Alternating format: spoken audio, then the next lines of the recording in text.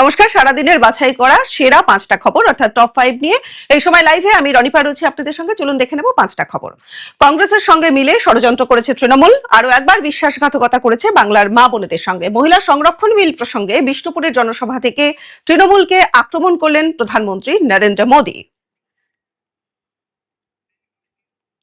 আগামী দিন বুঝে নেব, নাম ঠিকানা ফোন নাম্বার রেখে দিন, দিল্লি দখল করার পরে ওদের একটু নাড়ু করে পাঠাবো। রবিবার তারকেশ্বরের জনসভা থেকে মোদী সরকারকে পাল্টা খোঁচা দিলেন মমতা বন্দ্যোপাধ্যায়। ওরা চাকরি ছাড়লে আমরা দেব, অভিষেকের সঙ্গে কথা বলে নিয়েছি, মুখ খুললেন তৃণমূল সুপ্রিমো মমতা বন্দ্যোপাধ্যায়। এবং পাশাপাশি পশ্চিমবঙ্গে আইপ্যাকের কাজ বন্ধ রাখার খবরও ভিত্তিহীন বলে দাবি করল তৃণমূল কংগ্রেস।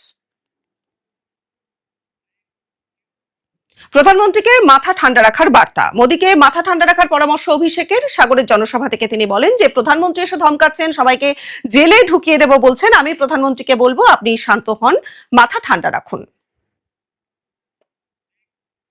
রবিবার বঙ্গে ফের সক্রিয় হলো ইডি। রবিবার সাত সকালে ফের সক্রিয় ইডি। বেহালার ব্যবসায়ী জয় কামদারের বাড়িতে তল্লাশি। জিজ্ঞাসাবাদ শেষে আটক করা হলো জয় কামদারকে। কলকাতা পুলিশের ডেপুটি কমিশনার শান্তনু সিংহ বিশ্বাসের ফন রোডের ফ্ল্যাটেও ইডির তল্লাশি।